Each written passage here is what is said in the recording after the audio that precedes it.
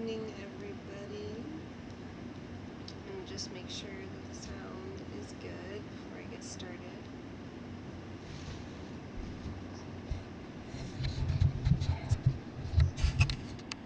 It sounds really quiet. Oh, there we go. Is that better?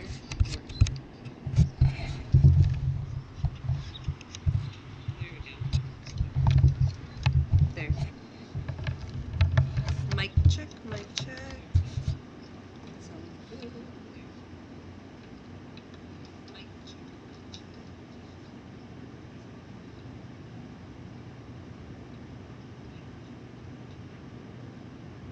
Sounds good.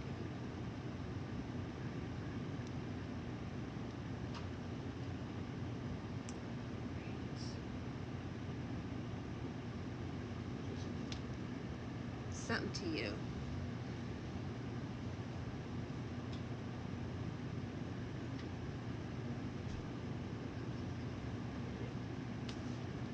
Oh my god, I just realized this book is green.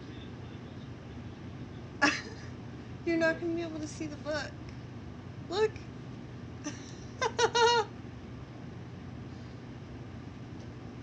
Oh my god, I should put something over it, right? Do you see that? Just go with it? Yep. Okay, I'm gonna totally go with it. So, it looks like the book totally blends with this, which is kind of funny. Okay. I'm also sorry, guys, I was just pushing my go live on TikTok too. So tonight I am going to read Fantastic Beasts and Where to Find Them during our cosplay story time.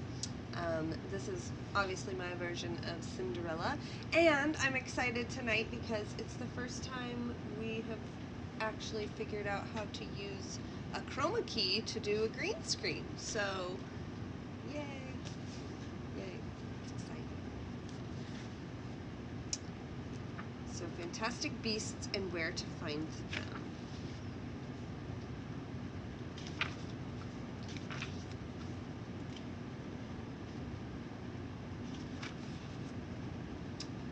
I was deeply honored when Newt Scamander asked me to write the foreword for this very special edition of Fantastic Beasts and Where to Find Them.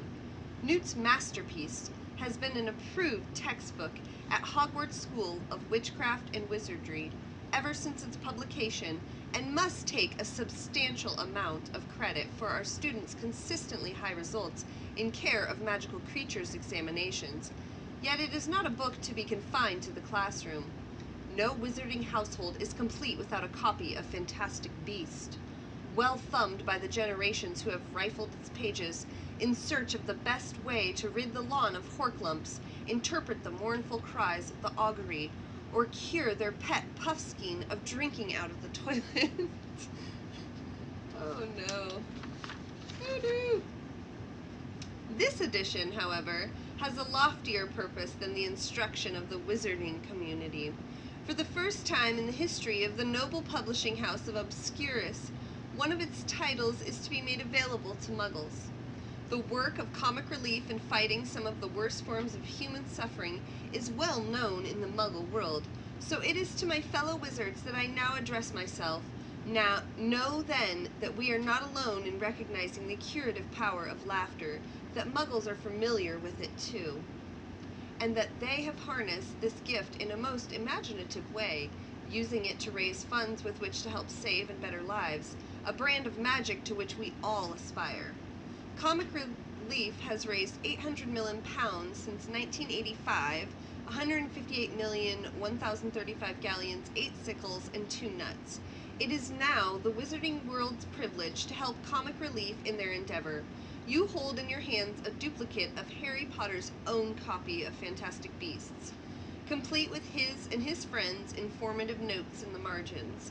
Although Harry seemed a trifle reluctant to allow this book to be reprinted in its present form, our friends at Comic Relief feel that his small additions will add to the entertaining tone of the book.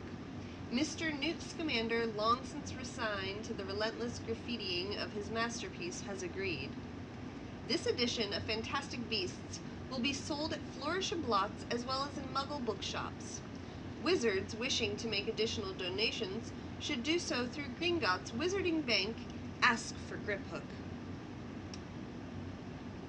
All that remains is for me to warn anyone who has read this far without purchasing this book that it carries a thief's curse. I would like to take this opportunity to reassure Muggle purchasers that the amusing creatures described hereafter are fictional and cannot hurt you. To wizards I say merely, Draco Dormeens Nunquam Titilandus.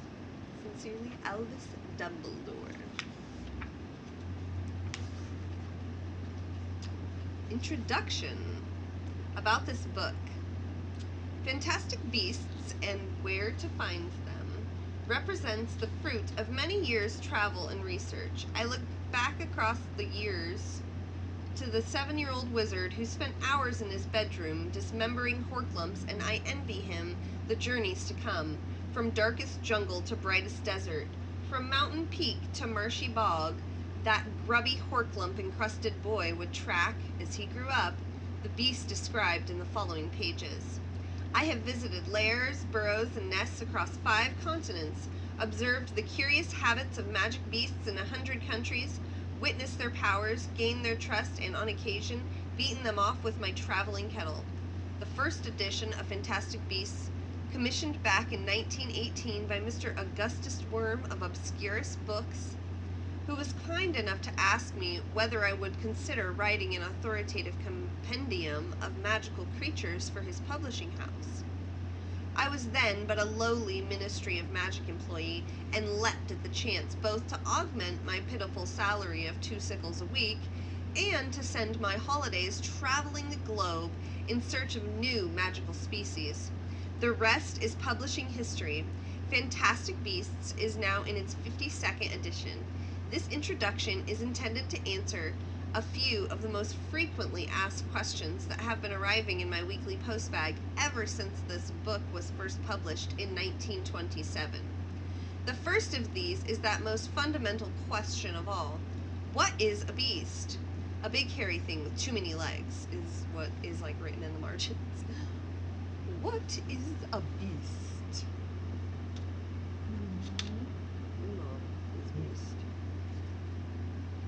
The definition of a beast has caused controversy for centuries.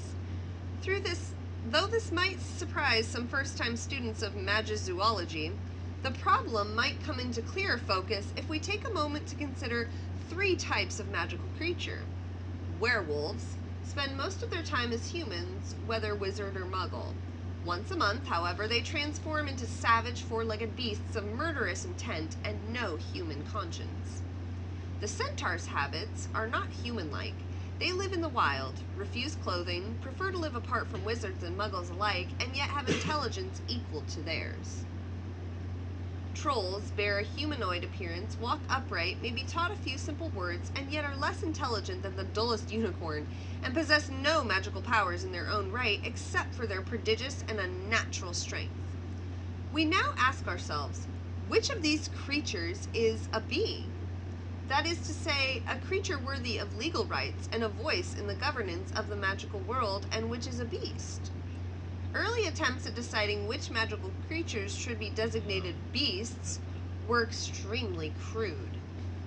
Burdock Muldoon, chief of the Wizards' Council in the 14th century, decreed that any member of the magical community that walked on 2 legs would henceforth be granted the status of being all others to remain beasts.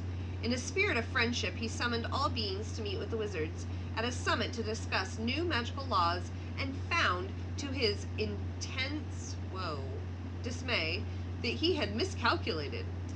The meeting hall was crammed with goblins who had brought with them as many 2-legged creatures as they could find, as Bathilda Bagshot tells us in A History of Magic.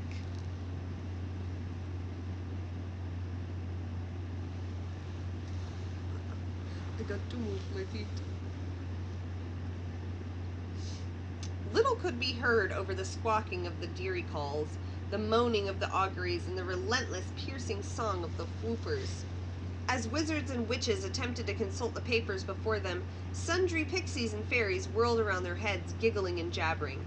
A dozen or so trolls began to smash apart the chamber with their clubs, while hags glided about the place in search of children to eat. The council chief stood up to open the meeting, slipped on a pile of Porlock dung, and ran cursing from the hall.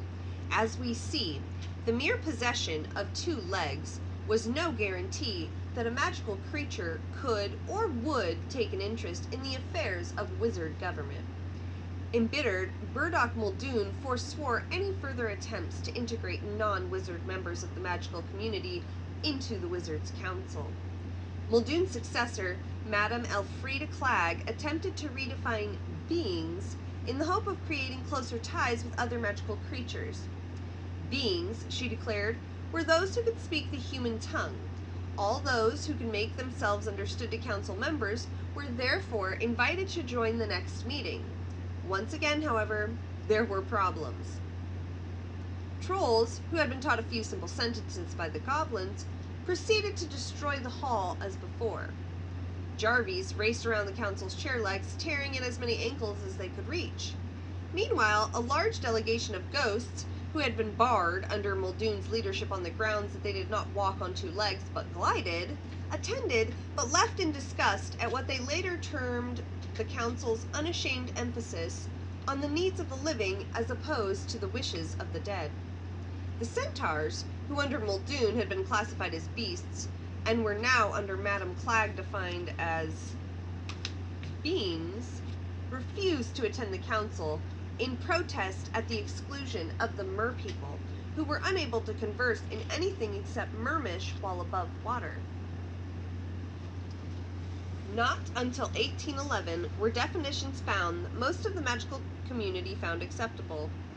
Grogan Stump, the newly appointed Minister for Magic, decreed that a being was any creature that has sufficient intelligence to understand the laws of the magical community and to bear part of the responsibility in shaping those laws.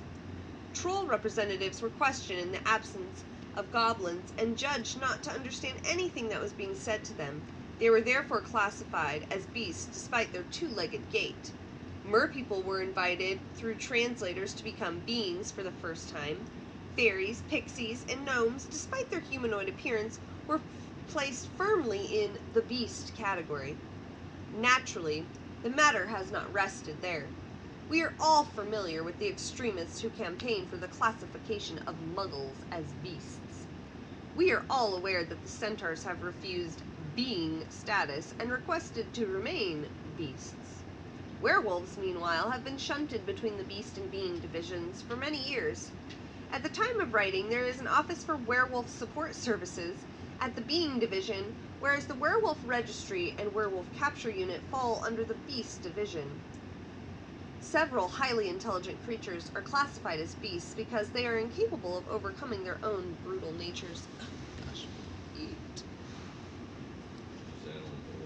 I should have sat on a pillow. You're right. He is right. I'd like to do that at a break. Where are we? Oh, acromantulas and manticores are capable of intelligent speech, but will attempt to devour any human that goes near them. The Sphinx talks only in puzzles and riddles, and is violent when given the wrong answer. Wherever there is continued uncertainty about the classification of a beast in the following pages, I have noted in the entry for that creature. Let us now turn to the one question that wizards and witches ask more than any other when the conversation turns to magizoology. Why don't muggles notice these creatures? A brief, and it's circled brief, and it says you liar, history of muggle awareness of fantastic beasts. Okay, we're going to pause for the cause so I can take a drink of water.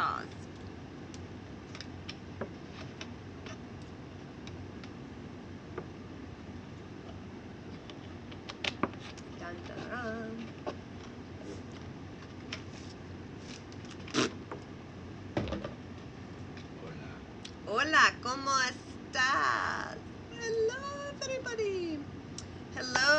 Madison.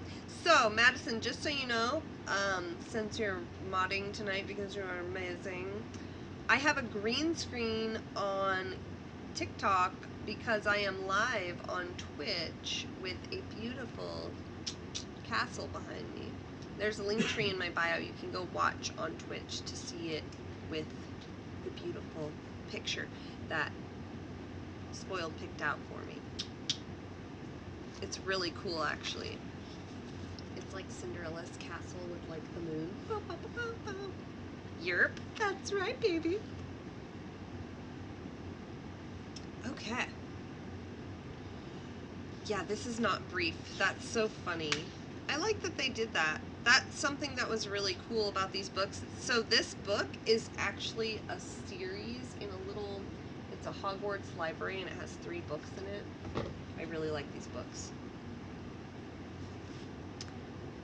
Astonishing though it may seem to many wizards, Muggles have not always been ignorant of the magical and monstrous creatures that we have worked so long and hard to hide. A glance through Muggle art and literature of the Middle Ages reveals that many of the creatures they now believe to be imaginary were then known to be real. The dragon, the griffin, the unicorn, the phoenix, the centaur. These and more are represented in Muggle works of that period, though usually with almost comical inexactitude. Whoa. However, a closer examination of Muggle bestiaries of that period demonstrates that most magical beasts either escaped Muggle notice completely or were mistaken for something else. Examine this surviving fragment of manuscript written by one of the Brother Benedict, a Franciscan monk from Worcester. Today, while travailing in the herb garden, I did push aside the basil to discover a ferret of monstrous size. It did not run nor hide as ferrets are wont to do, but leapt upon me, throwing me backwards upon the ground, and crying with most unnatural fury, "Get out of it, Baldy!" It did then bite my nose so viciously that I did bleed for several hours. The friar was unwilling to believe that I had met a talking ferret, and did ask me whether I had been supping a brother's Boniface's turnip wine. As my nose was still swollen and bloody, I was excused vespers. Evidently, our Muggle friend had unearthed not a ferret, as he supposed, but a jarvey, most likely in pursuit of its favorite prey, gnomes. Imperfect understanding is often more dangerous than ignorance, and the Muggles' fear of magic was undoubtedly increased by their dread of what might be lurking in their herb gardens. Muggle persecution of wizards at this time was reaching a pitch hitherto unknown, and sightings of such beasts as dragons and hippogriffs were contributing to Muggle hysteria.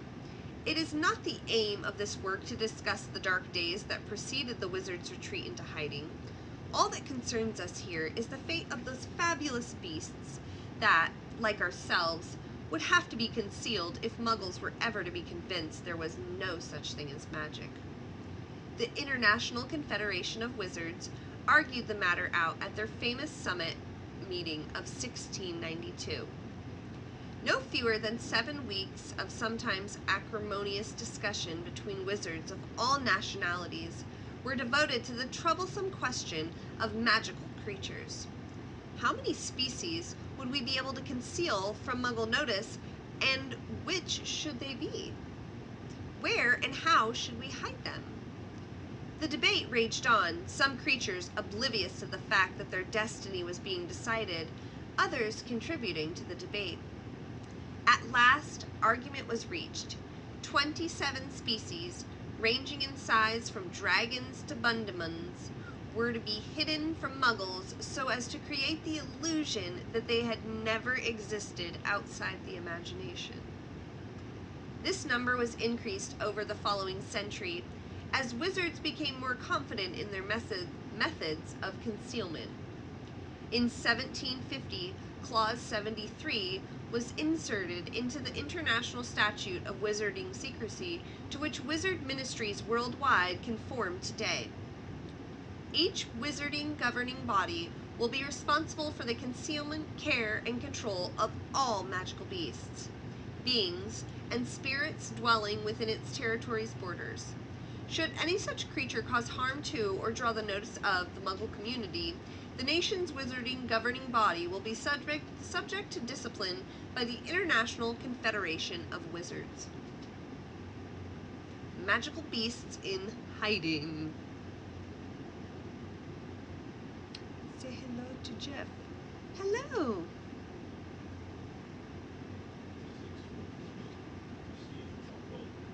If I see it pop up? Okay. Oh, cool. Awesome. Very cool. Yes. Hello, Jeff. I know who Jeff is. Hello. I am bad with names, but I do remember people. I do. Oh, let's take a water break again. Hope everybody's having a good night. Oh, Maddie says hi from TikTok. My TikTok mod says hi. Chad says hi.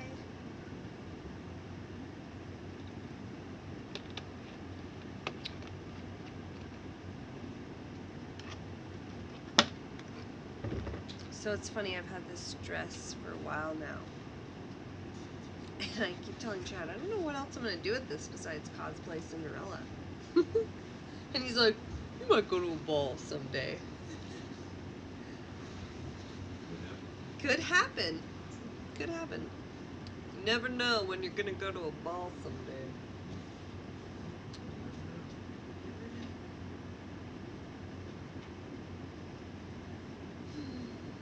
I think it's so funny that this book is like... I'm such a dork. Of course I would pick a green book. It even looks funny, babe. It's cool. You're watching it? It's cool. It's a little funky. So funky chicken.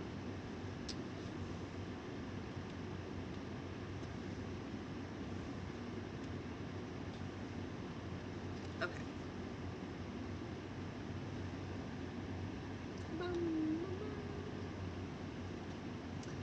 Alright, let's keep going. Magical beasts in hiding. It would be idle to deny that there have been occasional breaches of Clause 73 since it was first put in place. Older British readers will remember the Ilfracombe incident of 1932. Yeah, I don't know. Ilfracombe? Yeah, not too sure about that one. Rogue Welsh green dragons swooped down upon a crowded beach full of sunbathing muggles. Fatalities were mercifully prevented by the brave actions of a holidaying wizarding family, subsequently awarded Orders of Merlin First Class, when they immediately performed the largest batch of memory. This century, on the inhabitants of Ilfracombe, thus narrowly averting catastrophe, the International Confederation of Wizards has had to fine certain nations repeatedly for contravening Clause 73.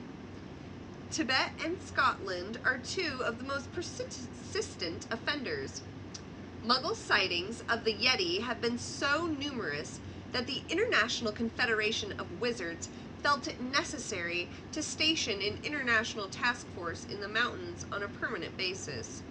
Meanwhile, the world's largest kelpie continues to evade capture in Loch Ness and appears to have developed a positive thirst for publicity. These unfortunate mishaps notwithstanding, we wizards may congratulate ourselves on a job well done. There can be no doubt that the overwhelming majority of present-day muggles refuse to believe in the magical beasts their ancestors so feared. Even those muggles who do notice Porlock droppings or Streeler trails, it would be foolish to suppose that all traces of these creatures can be hidden. Appear satisfied with the flimsiest non-magical explanation. If any muggle is unwise enough to confide in another that he has spotted a hippogriff winging its way north, he is generally believed to be drunk or a loony. Unfair though this may seem on the muggle in question, it is nevertheless preferable to being burnt at the stake or drowned in the village duck pond.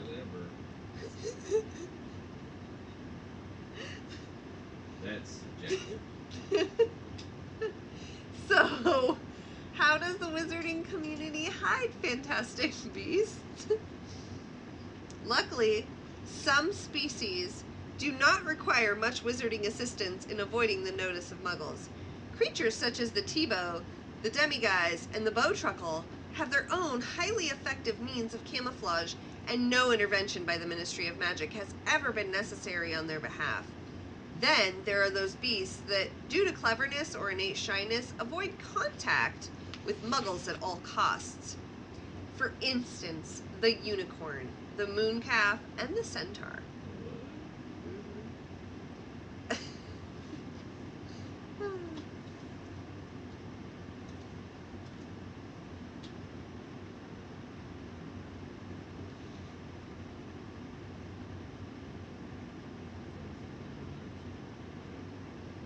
What? Yeah, everything's good. Other magical creatures inhabit places inaccessible to muggles. One thinks of the acromantula, deep in the uncharted jungle of Borneo, and the phoenix, nesting high on mountain peaks unreachable without the use of magic. Finally, and most commonly, we have beasts that are too small, too speedy, or too adept at passing for mundane animals to attract a muggle's attention. Chisperfles, billywicks, and krups fall into this category. Nevertheless, there are still plenty of beasts that, whether willfully or inadvertently, remain conspicuous even to the muggle eye, and it is these that create a significant amount of work for the Department for the Regulation and Control of Magical Creatures.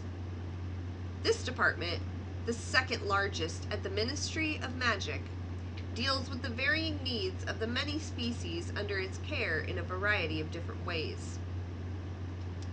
Safe habitats.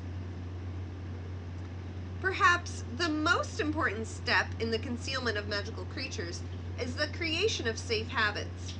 Muggles' repelling charms prevent trespassers into the forests where centaurs and unicorns live, and on the lakes and rivers set aside for the use of merpeople. In extreme cases, such as that of the quantiped, whole areas have been made unplottable. Some of these safe areas must be kept under constant wizarding supervision, for example, dragon reservations. While unicorns and merpeople are only too happy to stay within the territories designated for their use, dragons will seek any opportunity to set forth in search of prey beyond the reservation borders. In some cases, muggle repelling charms will not work. At the beast's own powers will cancel them. Cases in point are the kelpie, whose sole arm in life is to attract humans towards it, and the prograbin, who seek out humans for itself. Controls on selling and breeding. The possibility of a muggle being alarmed by any of the larger or more dangerous magical beasts has been greatly reduced by the severe penalties now attached to their breeding and the sale of their young and eggs. The Department for the Regulation and Control of Magical Creatures keeps a strict watch on the trade in fantastic beasts.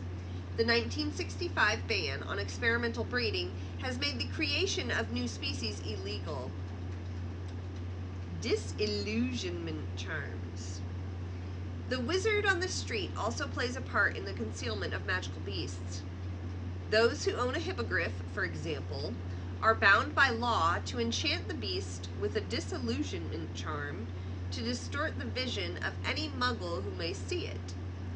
Disillusionment charms should be performed daily as their effects are apt to wear off. That is crazy. Memory charms. When the worst happens and a muggle sees what he or she is not supposed to see, the memory charm is perhaps the most useful repair tool. The memory charm may be performed by the owner of the beast in question, but in severe cases of muggle notice, a team of trained obliviators may be sent in by the Ministry of Magic. Oh my god. Pretty much. I think that's where they got a lot of the ideas for the movie, because these books came out way before the Fantastic Beasts movie came out. They were already out. the Office of Misinformation. The Office of Misinformation will become involved in only the very worst magical muggle collisions. Some magical catastrophes or accidents are simply too glaringly obvious to be explained away by muggles without the help of an outside authority. The Office of Misinformation will, in such a case, liaise directly with the Muggle Prime Minister to seek a plausible, non-magical explanation for the event.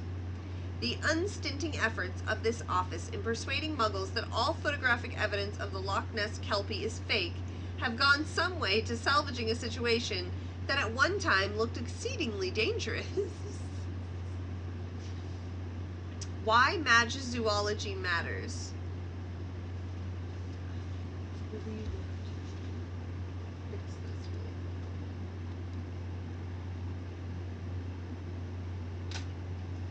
I am going to move my phone up so it does not. So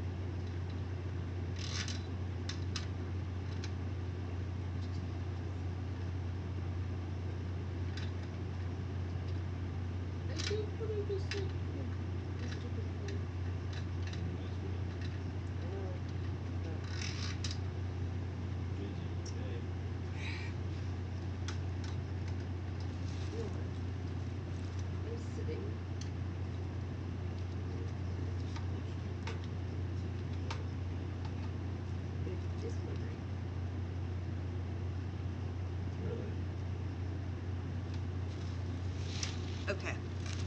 We are going to take a little break really quick so I can adjust this other camera.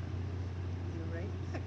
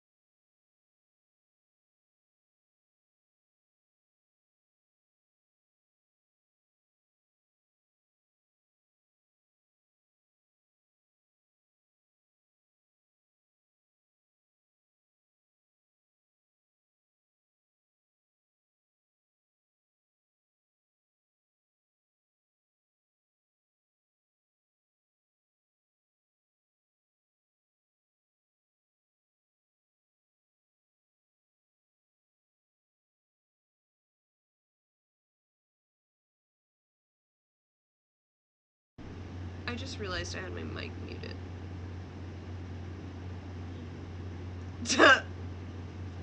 Wow. Well, you know, there's that. So, yeah, we're just gonna keep going. Anyway.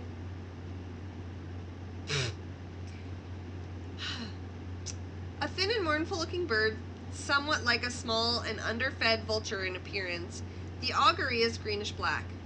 It is intentionally shy, nests in bramble and thorn, eats large insects and fairies, flies only in heavy rain, and otherwise remains hidden in its tear-shaped nest.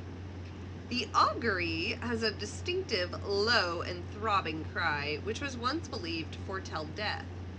Wizards avoided augury nests for fear of hearing that heart-rending sound, and more than one wizard is believed to have suffered a heart attack on passing a thicket and hearing an unseen augury wail.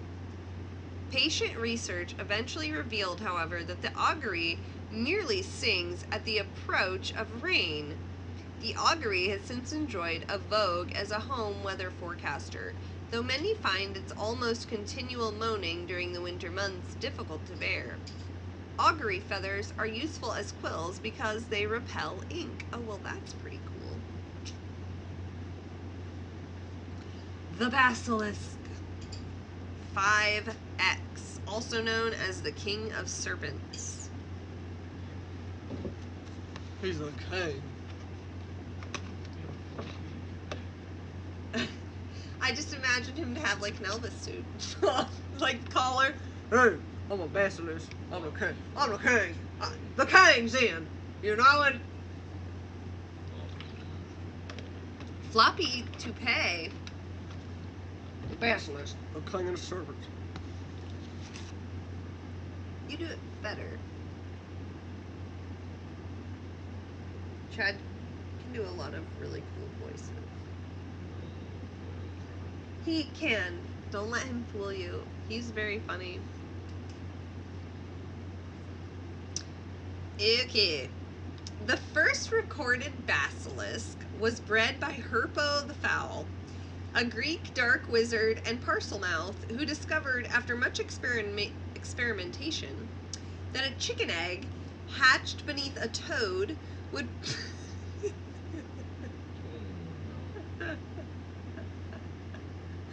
would produce a gigantic serpent possessed of extraordinarily dangerous powers.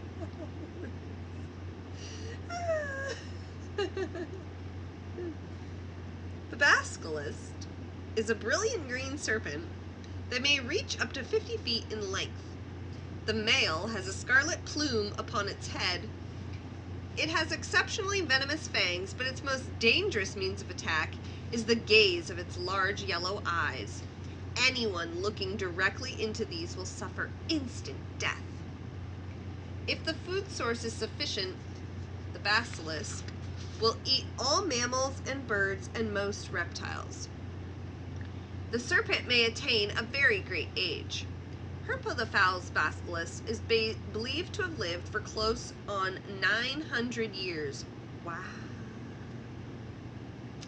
The creator of basilisks has been illegal since medieval times, although the practice is easily concealed by simply removing the chicken egg from beneath the toad when the Department for the Regulation and Control of Magical Creatures comes to call. However, since basilisks are uncontrollable except by parselmouths, they are as dangerous to most dark wizards as to anybody else, and there have been no recorded sightings of basilisks in Britain for at least 400 years. The billywig. Mom classification, 3X. So, it's probably annoying. It looks annoying. Looks like a top with hair and a ton of eyes. What'd you say? No. Oh, thank you, Melissa. I love reading and cosplay, and you know what? Right now, we all need to just have a little chill, you know? Read some books and not be so damn serious Okay. Why so serious? I know, I thought the exact same thing as soon as I said that. I'm like, why so serious? Don't get me wrong, my life is serious enough. The billywig is an insect native to Australia. It is around half an inch long and a vivid sapphire blue. Although its speed is such that it is rarely noticed by muggles and often not by wizards until they have been stung. The billywig's wings are attached to the top of its head and are rotated very fast so that it spins as it flies. At the bottom of the body is a long, thin sting.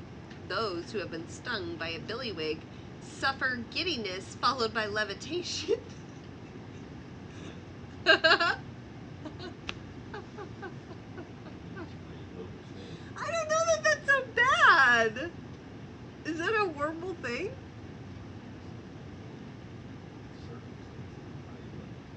That's true.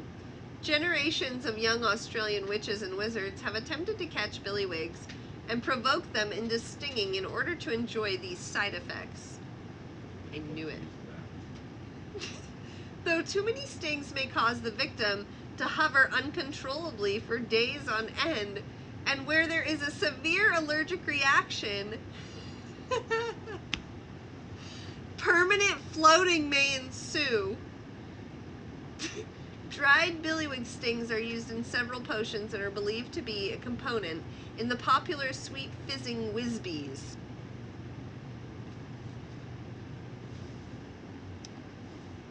Bow truckle.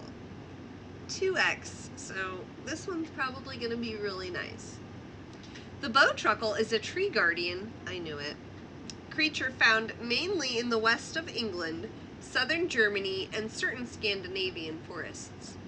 It is immensely difficult to spot, being small, maximum 8 inches in height. Oh, that is small. Oh my gosh. And apparently made of bark and twigs with 2 small brown eyes. The bow truckle, which eats insects, is a peaceable and intensely shy creature, but if the tree in which it lives is threatened, it has been known to leap down upon the woodcutter or tree surgeon attempting to harm its home and gouge at their eyes, oh my god, with its long sharp fingers. An offering of woodlice will placate the bow truckle long enough to let a witch or wizard remove wand wood from its tree.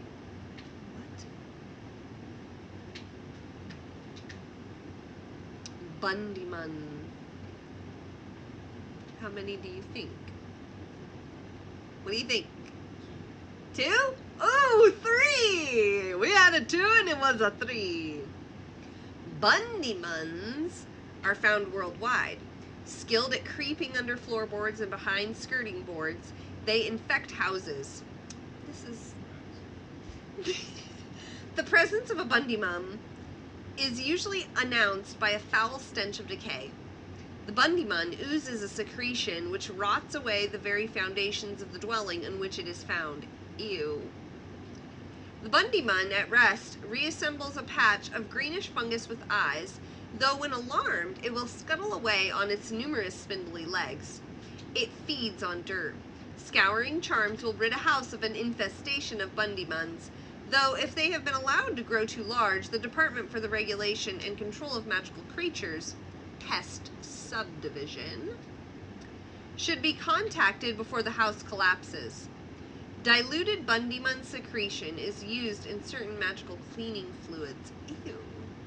Ugh.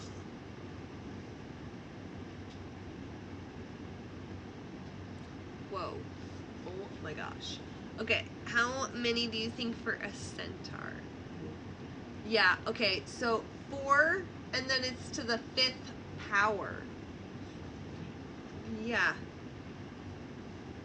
The centaur has a human head, torso, and arms joined to a horse's body, which may be any of several colors. Being intelligent and capable of speech, it should not, strictly speaking, be termed a beast, but at its own request it has been classified as such by the Ministry of Magic. The centaur is forest-dwelling. Centaurs are believed to have originated in Greece, though there are now centaur communities in many parts of Europe. Wizarding authorities in each of the countries where centaurs are found have allocated areas where the centaurs will not be troubled by muggles. However, centaurs stand in little need of wizard protection, having their own means of hiding from humans. The ways of the centaur are shrouded in mystery. They are, generally speaking, as mistrustful of wizards as they are of muggles, and indeed seem to make little differentiation between us. They live in herds ranging in size from 10 to 50 members.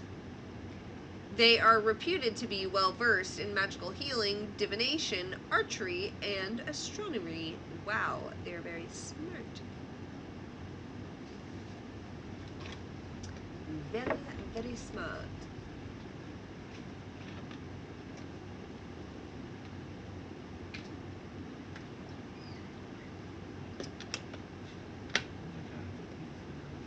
What did you say?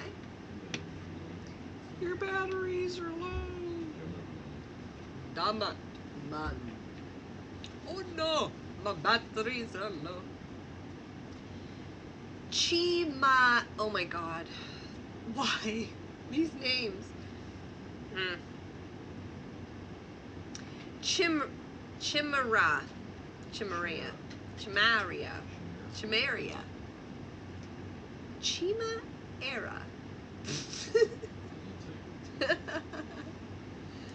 This one has 5 X's, just because. The Chimera is a rare Greek monster with a lion's head, a goat's body, and a dragon's tail. And this is why I need a second camera, because I wish you could see the look on Chad's face while I talk about what these animals look like. Vicious and bloodthirsty, the Chimera is extremely dangerous. There is only one known instance of the successful slaying of a Chimera, and the unlucky wizard concerned fell to his death from his winged horse shortly afterwards, exhausted by his efforts. Chimera eggs are classified as Grade A non-tradable goods. Chisperful. What do you think? How many X's is Chisperful? 2. Yes, you got it. Woo! Good job. Chisperfles are small parasites up to a 20th of an inch in height, crab-like in appearance with large fangs. They are attracted by magic and may infest the fur and feathers of such creatures as Krupps and Ogres. They will also enter wizard dwellings and attack magical objects such as wands, gradually gnawing their way through to the magical core, or else settle in dirty cauldrons where they will gorge upon any lingering drops of potion. Though Chisperfles are easy enough to destroy with any of a number of patented potions on the market, severe infestations may require a visit from the pest subdivision of the Department for the Regulation and Control of Magical Creatures, as Chisperfles, swollen with magical substances, will prove very hard to fight. Uh-oh. That's a little weird. Clabbert. Mom, classification 2X. The clabbert is a tree-dwelling creature, in appearance something like a cross between a monkey and a frog. What? Where do you find yourself in the middle of that? Monkey and a frog? A lot of hopping. That is a lot of hopping and swinging. It originated in the southern states of America, though it has since been exported worldwide. The smooth and hairless skin is a mottled green, the hands and feet are webbed, and the arms and legs are long and supple, enabling the clappert to swing between branches with the agility of an orangutan. The head has short horns, and the wide mouth, which appears to be grinning, is full of razor-sharp teeth. The clabbert feeds mostly on lizards and birds. The clabbert's most distinctive feature is the large pustule in the middle of its forehead, which turns scarlet and flashes when it senses danger. What? The flashing pimple. It has a flashing pimple on its forehead. American wizards often kept clabberts in their gardens to give early warning of approaching muggles, but the International Confederation of Wizards has introduced fines which have largely ended this practice. The sight of a tree at night full of glowing clabbert pustules, while decorative, attracted too many muggles wishing to ask why their neighbors still had their Christmas lights up in June. Ew. Yeah, that's gross. Krupp. 3 stars. The Krupp originated in the southeast of England. It closely resembles a Jack Russell Terrier, here you go, Chad, except for the forked tail. The Krupp is almost certainly a wizard-created dog, as it is intensely loyal to wizards and ferocious towards muggles. It is a great scavenger, eating anything from gnomes to old tires. Krupp licenses may be obtained from the Department for the Regulation and Control of Magical Creatures on completion of a simple test to prove that the applicant wizard is capable of controlling the Krupp in Muggle-inhabited areas. Krupp owners are legally obliged to remove the Krupp's tail with a painless severing charm while the Krupp is 6 to 8 weeks old, lest Muggles notice it. Ooh. So they're calling Jack Russell Terriers. Yeah, they are. Demiguise, 4X.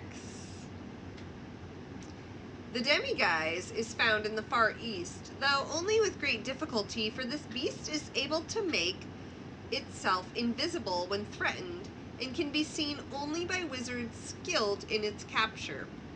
The demiguise is a peaceful, herbivorous beast, something like a graceful ape in appearance, with large, black, doleful eyes, more often than not hidden by its hair.